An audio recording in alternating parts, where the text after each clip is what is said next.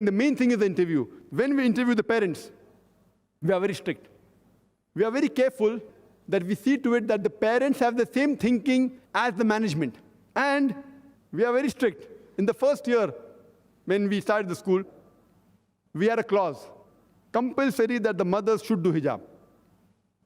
More than 50% of the mothers in the first year of our school, they were not doing hijab. But within 1 month's time, mashallah, all of them had to do hijab. Now, when they want to admit their child, they do field work. Okay, if you want to get admission to Islamic International School, we have to do hijab. So before coming to the interview, they wear hijab. They're trained. Because they want admission in our school. So they do a survey. What is the requirement of the school?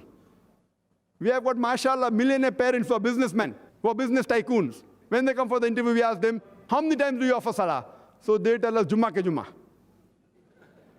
So we tell them, brother, then don't admit your child in the school. Go and put him in a convent school. He says, why? Because we will teach your child. It's mentioned in Sahih Muslim. The difference between iman and kufr is salah. Maybe your child after 3-4 years will call you a kafir.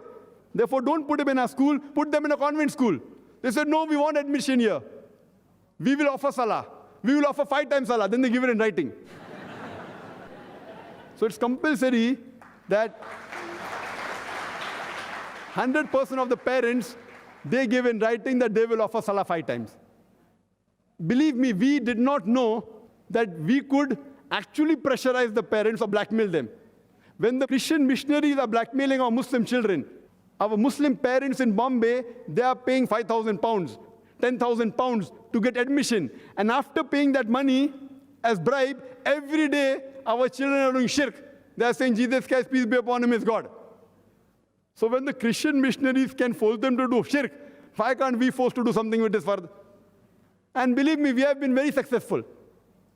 We know it is not allowed by this government and that government, but alhamdulillah, summa alhamdulillah. So, mashallah, even the multi-millionaire, he waits for the interview. We tell him the interview will take time. Be prepared at least 4 or 5 hours. And you will be interviewed for about 1.5 to 2 hours. And mashallah, we have a big questionnaire. And we explain to them the concept of the school. And we tell them that the satellite television is a big shaitan. So the cable TV, satellite TV should not be in your house. TV is not haram, but the cable TV, the satellite TV is a big shaitan.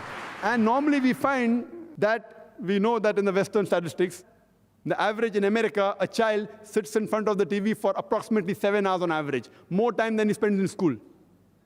Even in India, they spend several hours. And what happened, when we say that if you want admission, you remove the cable TV. And mashallah, they have to do it, otherwise no admission. So because they may not be practicing Muslims, but they have that jazba, they have the iman, they want to put in the school. And now it has become a status. Oh, my son got admission into IIS, status. Alhamdulillah. Allah has given us that status. So to get admission means it's the status. I got admission in Islamic International School. I passed the interview. So then we realized that once the cable TV is out and it's compulsory that the parents, the mother should attend every week our Islamic lectures, compulsory, at least once. Father, twice a month, compulsory. If you don't have time, then no admission.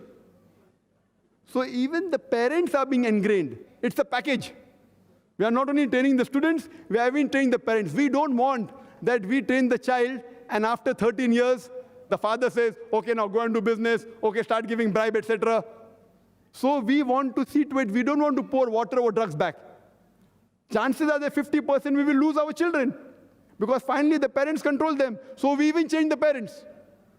And if we know that the business the parent is doing is not good, we'll tell you. There are some people who have got businesses, maybe they're working in bank.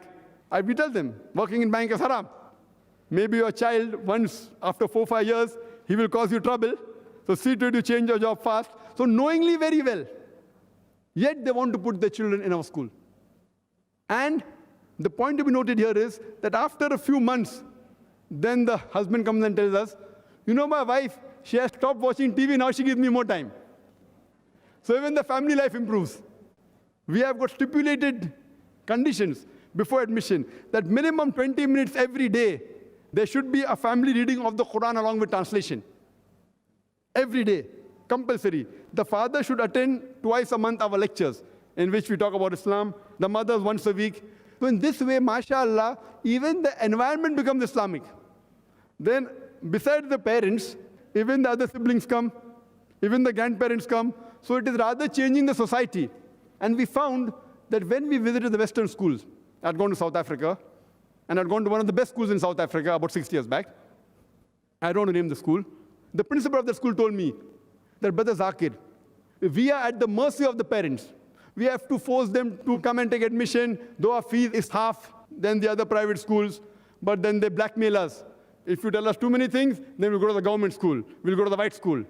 And he told me, our students in the 8th standard, 9th standard girls, one evening, we went to a hotel and we found our girls wearing mini skirts and shorts and dancing. Imagine, one of the best schools in South Africa. And the parents were called, the parents are blackmailing. If you get too strict, we'll take out our children from here. Here in our school, we blackmail the parents. But natural, for the sake of Allah subhanahu wa ta'ala,